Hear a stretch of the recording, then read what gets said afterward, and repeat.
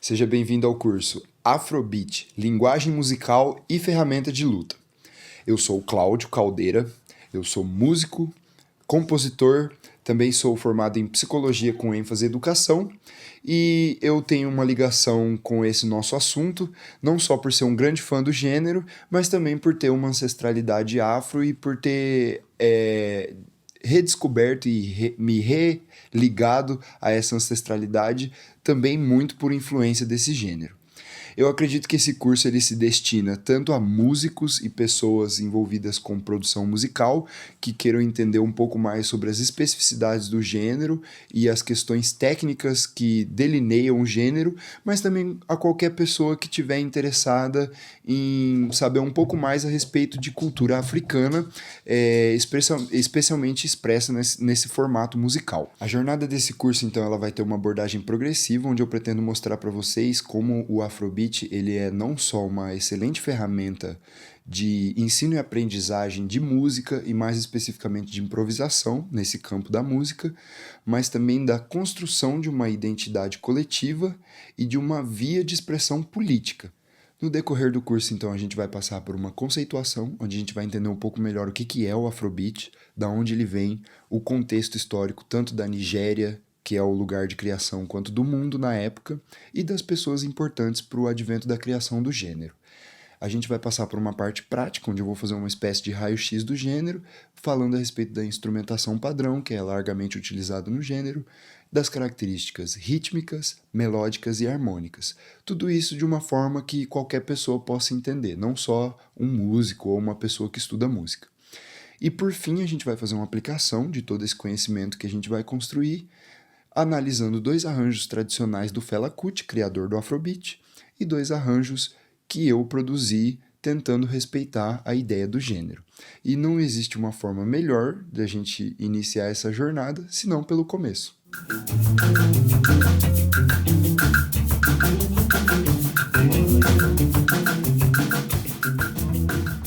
Bom, e o que é Afrobeat? Afrobeat, como diz o título do nosso curso, é uma linguagem musical e uma ferramenta de luta.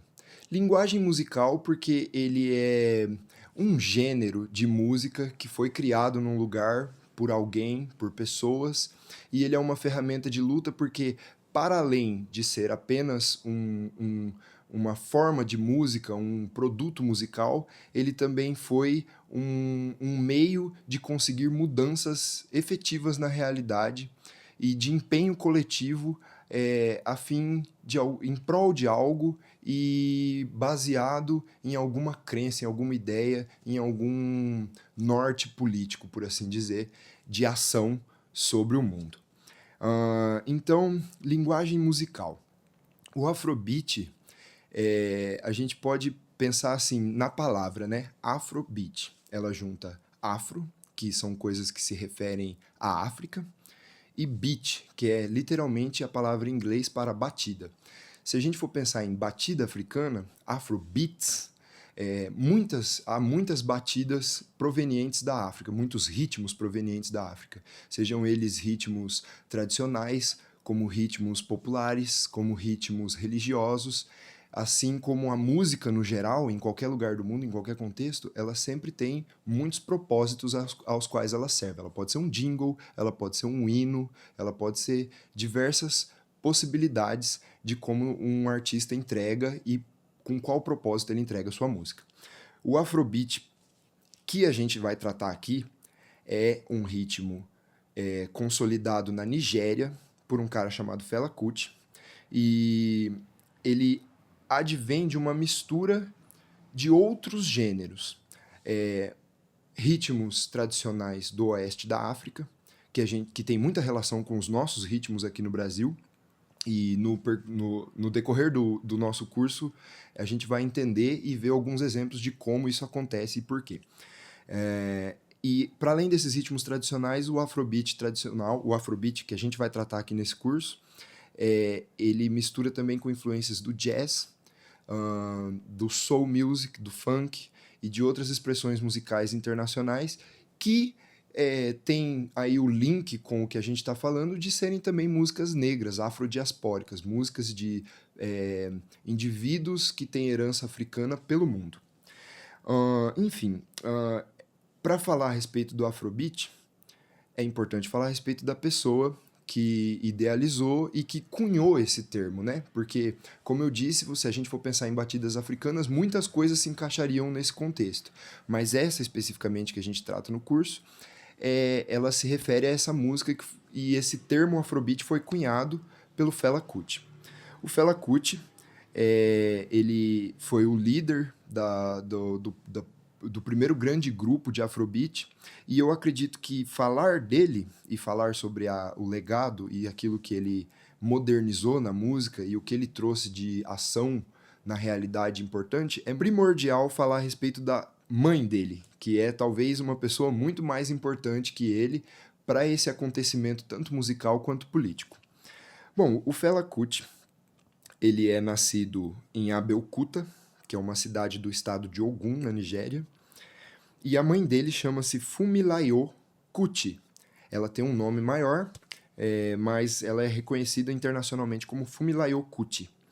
Ela nasce no dia 25 de outubro de 1900, portanto na virada do século XIX para o século XX, e ela é uma professora inicialmente, uma pessoa que vive uma vida de classe média numa Nigéria que ainda é colonial, de colonização britânica, mas ela tem uma mente bastante peculiar e avançada em termos do que ela fez durante a vida dela.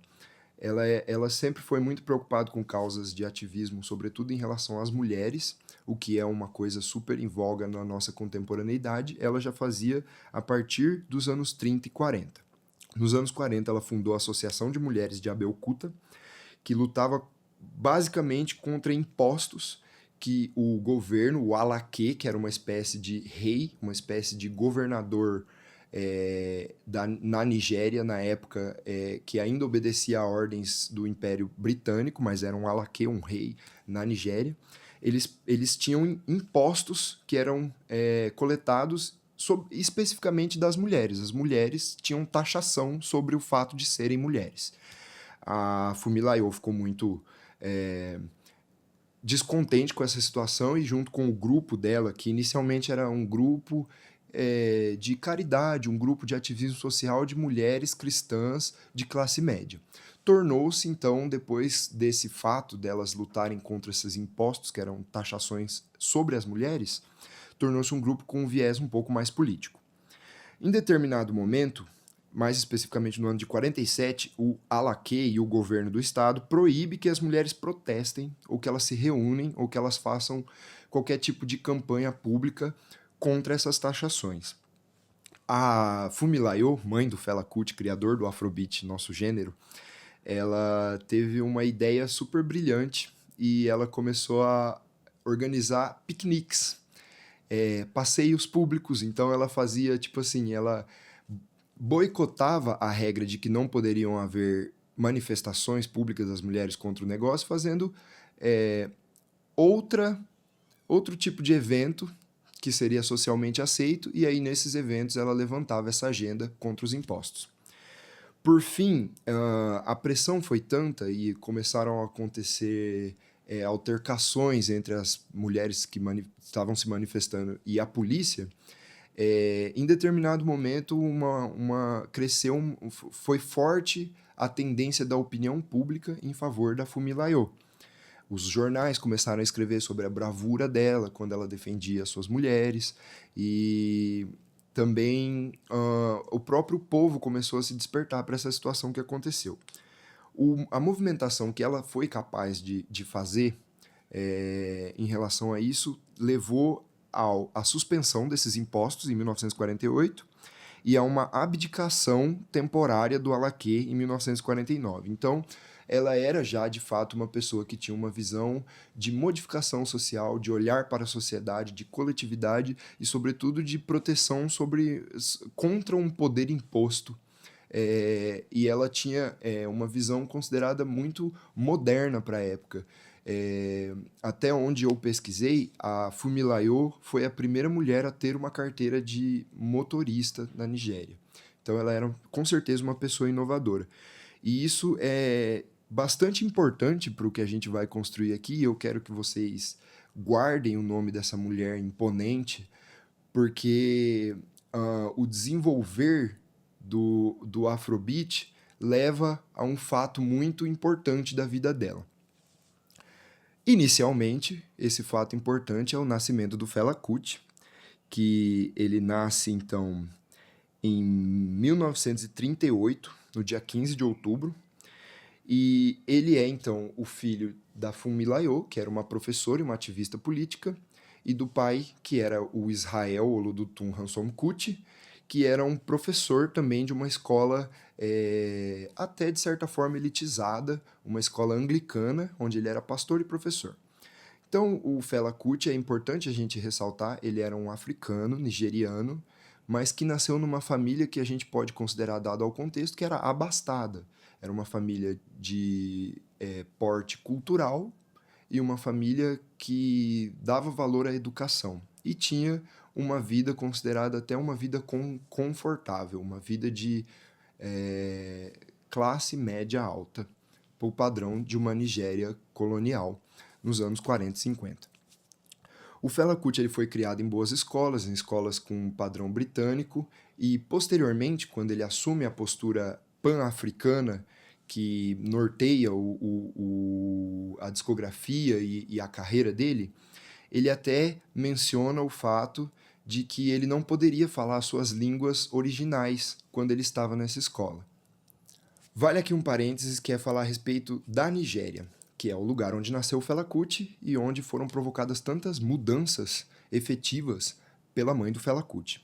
Enfim, a Nigéria, como a gente conhece hoje, é um país do oeste da África, e esse país, esse lugar, ele também teve os seus habitantes enviados como escravos para as Américas, portanto ele faz parte desse eixo onde a escravatura foi muito ativa, né? O tráfico escravagista foi muito ativo. Só que o que acontece é que o que a gente entende por Nigéria é um fechamento político, né, de uma fronteira baseada numa tradição colonialista, onde a Inglaterra colonizava esse país, Nigéria. E dentro do que nós chamamos de Nigéria politicamente hoje em dia, existem muitos dos povos que tinham as suas próprias organizações políticas e organizações monárquicas prévias a essa colonização. Portanto, existem alguns grupos de povos que devem ser mencionados quando a gente fala a respeito da Nigéria, porque eles são muito distintos entre si. Eles têm um senso próprio de nação. Esses grupos são os Hausás, os Fulani. Hausás e Fulani têm bastante relação entre si, eles são islamizados, eles têm uma característica um pouco mais próxima dos povos islamizados. E dois grupos que são um pouco mais tribais, referente às antigas tribos pré-coloniais, que são os Ibos e os Yorubás. O Fela Kuti pertence a esse último grupo, o Yorubá, e esse grupo tem uma relação íntima com o nosso povo brasileiro, porque a nossa cultura sofre muita influência dos povos Yorubás que foram trazidos como escravos para o Brasil. Portanto, o acarajé, as tradições de orixás, algumas palavras do nosso vocabulário provém, então, da cultura dos Yorubás, que é a cultura original do Fela Kuti. A independência da Nigéria aconteceu só em 1960, então o Fela Kuti estava vivo nessa época, e a Funmilayo, que era a mãe dele, era uma ativista bastante proeminente nesse movimento de independência da Nigéria. Ok, o Fela Kuti, então, tinha essa tradição Yorubá, era um Yorubá, mas foi criado num modelo, num molde mais britânico. Eventualmente, a família dele manda ele para Grã-Bretanha, para que ele estude. A ideia era de que ele estudaria medicina, mas ele se envolve com a música, ele já era envolvido com a música, sempre foi uma pessoa que teve uma tradição e uma educação musical, mas na Grã-Bretanha ele entra em contato com todo aquele movimento musical dos anos 60, o movimento de libertação hippie, ele começa a avaliar a própria cultura e a maneira como ele faz música. E nessa época, ele tem um grupo chamado Kula Lobitos, que é o primeiro grupo dele, e essa banda tocava uma mistura de alguns ritmos que são importantes para a história do Afrobeat, que é o High Life. O High Life é um ritmo de Ghana, que era um ritmo de baile, um ritmo dançante, que ele tinha como objetivo tocar baile, ser um ritmo para entretenimento. E ele mistura esse ritmo que ele traz tradicionalmente ali do oeste da África com o jazz que ele conhece e com novas influências. No entanto, ele tem muita dificuldade de ganhar dinheiro com esse jazz que ele está fazendo, com essa proposta. E numa conversa com essa mulher surpreendente que é a Funmilayo Kuti, ele precisava então sempre de dinheiro dela. Ele pedia dinheiro porque ele estava passando dificuldades tocando aquela música. Ela eventualmente diz a ele o seguinte: por que você não mistura essa música que você está fazendo agora com as coisas que a gente já conhece aqui da África e tenta fazer uma coisa nova e ao invés de ficar perseguindo uma música estrangeira? Isso toca profundamente o Fela Kuti. Ele tem, junto com essa banda Kula Lobitos, uma turnê, né? Ele leva a banda para uma vivência nos Estados Unidos, no final dos anos 60. E em 69, então, ele tem um EP, ou um disco, eu não me lembro bem, mas chama-se Los Angeles Session, que é do Kula Lobitos, foi gravado nos Estados Unidos. Nesse período, ele tem uma amiga chamada Sandra Smith, que, em troca dele compartilhar com ela conhecimentos a respeito da cultura tradicional africana, na qual ele nasceu e era imerso, ela atualizaria ele a respeito da política afro-americana e do movimento de libertação e de emancipação do povo negro americano, que foi muito proeminente também nas décadas anteriores, de 50 e 60, com os direitos civis americanos. Então, nessa época, ele conhece o trabalho do Martin Luther King, da Angela Davis e, muito especialmente, do Malcolm X, que é uma pessoa que também marca profundamente a história do Fela Kuti. Com isso, ele volta para a África, tendo se entendido como africano e adentrado mais essa luta do povo africano. Ele até diz em algumas entrevistas que ele se entendeu africano fora da África. Então ele retorna para a Nigéria e monta o grupo África 70, que é onde, de fato, nasce o que ele cunhou como Afrobeat. Nesse momento, ele começa a ter uma postura nas letras mais política, ele começa a cantar músicas em Yorubá e também as músicas dele começam a ser cantadas num idioma que a gente pode chamar de inglês quebrado, broken English ou pidgin English. Então era uma mistura de inglês com as línguas tradicionais que ele fazia para que a música dele fosse compreendida não só no mundo, mas também pelo povo nigeriano. Tem toda uma carreira e assim que ele começa com essa postura política, a banda começa a ficar muito famosa.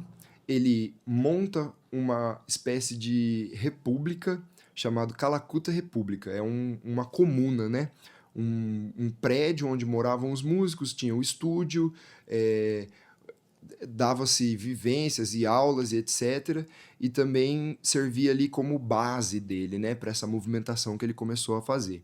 E anexo, ele tinha então, nesse mesmo momento, uma casa de shows chamado Africa Shrine, que é basicamente o templo da África, algo nesse sentido. Então, nesse clube, ele tocava o Afrobeat, mas ao mesmo tempo, em algum período da noite, ele fazia alguns rituais tradicionais iorubá e ele mantinha várias tradições que eram realmente animistas, africanas, de raiz. Essa postura mais política dele incomoda bastante o governo militar nigeriano, que era vigente na época. Em determinado momento, ele lança um disco chamado Zombie, isso em 77. Desde o início dos anos 70, a casa dele era frequentemente invadida por policiais ou por militares, tinham instrumentos confiscados, então o governo dificultava muito a vida dele. Só que nesse disco 77, né, com essa música Zombie, ele faz uma espécie de zombaria do governo militar, comparando os militares a zumbis, que não pensam, eles só fazem aquilo que manda. Esse disco irritou muito o governo nigeriano. E justamente nesse ano há um ataque onde mais de 1.000 soldados invadem então a Calacutta Republic, que é a pequena comuna que ele montou, espancam as pessoas, quebram e destroem arquivos, instrumentos, master tapes. E dentre as coisas que esse grupo que invadiu a casa do Fela Kuti faz, eles espancam o Fela Kuti, que ele diz em entrevistas que ele só não morreu porque algum comandante interviu na hora que ele estava sendo espancado. No entanto, dentre as ações desses soldados na comuna do Fela Kuti, ocorreu o fato de que eles jogaram a mãe dele do segundo andar. E, em decorrência dos ferimentos, ela veio a falecer. A comoção foi muito grande. Fela Kuti teve um tempo de recuperação. E, dentre as atitudes que ele tomou em decorrência de tudo isso que aconteceu, uma das coisas que ele fez foi levar um caixão e colocar na porta do quartel-general de Estado, que era uma sede desse governo militarista, onde na época o chefe comandante era o general Olusegun Obasanjo. Nesse mesmo ano, na verdade no ano seguinte, em 78, aconteceram 2 apresentações muito marcantes para o Fela Kuti, que uma delas foi um show em Accra, que é a capital de Gana, onde ao tocar a música Zombie, começou também um ato revolucionário por parte da plateia e uma altercação ali com os militares desse lugar, e ele foi banido de entrar em Gana, que era um lugar muito precioso, porque o High Life, que influenciou muito ele no começo da carreira, era de Gana, e Gana é um país muito rico em ritmos ali no oeste da África. E a outra apresentação foi uma apresentação que ele foi para a Alemanha apresentar suas músicas com a banda, e começou um rumor de que todo o lucro que ele tivesse com essa turnê na Europa, ele ia usar para uma campanha presidencial. E era de fato essa a intenção dele, e ele passou os últimos anos da vida dele tentando uma campanha presidencial para ser um presidente da Nigéria, com essa ideia pan-africanista e tradicional e de busca à tradição africana que ele tinha. Quando esse rumor começou a surgir, a banda debandou e ele acabou ficando sem o África 70, vindo a montar uma outra banda chamada Egypt 80 logo depois, e essa banda foi a banda com quem ele permaneceu até que ele morreu. Ele morre, então, em 1997, depois de uma carreira com muitos discos. Ele não gostava de tocar coisas que ele já tinha composto, ele sempre estava fazendo coisas novas. E historicamente, então, é uma pessoa que consegue não só influenciar os músicos ou o cenário musical ou os consumidores de música como entretenimento, mas também provocar, com o seu senso de coletividade, com a herança que ele tinha de uma mãe profundamente ativista, mudanças efetivas na sociedade. Acredito que a influência que ele teve, ela é muito grande, sobretudo no meio da música. Então, artistas de grande renome mundial e nacional aqui para nós brasileiros sofrem a influência desse ritmo tão rico de cultura e de tradição. exemplos básicos de pessoas que flertam ou de que fazem algum tipo de movimento de resgate dessa tradição do Afrobeat são, por exemplo, a Beyoncé e o Jay-Z. O Jay-Z foi um produtor do musical Fela, que foi um musical super premiado nos Estados Unidos. A gente tem artistas como David Byrne, a galera do Talking Heads, todos eles citam o Afrobeat como uma influência. Damon Albarn, do Gorillaz, é uma pessoa que não só sofre uma influência do Afrobeat, mas já trabalhou com o Tony Allen, que a gente vai estar falando a respeito dessa figura super icônica do Afrobeat, que é um baterista, que ajudou o Fela Kuti a arquitetar esse ritmo. E aqui no Brasil a gente tem Gilberto Gil, Zezé Mota, Benegão, a galera do Planet Hemp. Todo mundo que lida com a música negra em determinado momento perpassa esse gênero, que ele tem as suas especificidades musicais, mas sobretudo essa característica de herdar uma história de luta, de ativismo político e de senso de africanidade, senso de coletividade, que eu acredito que esteja junto com uma africanidade. A africanidade ela sempre se representa em coletivos, em união de indivíduos.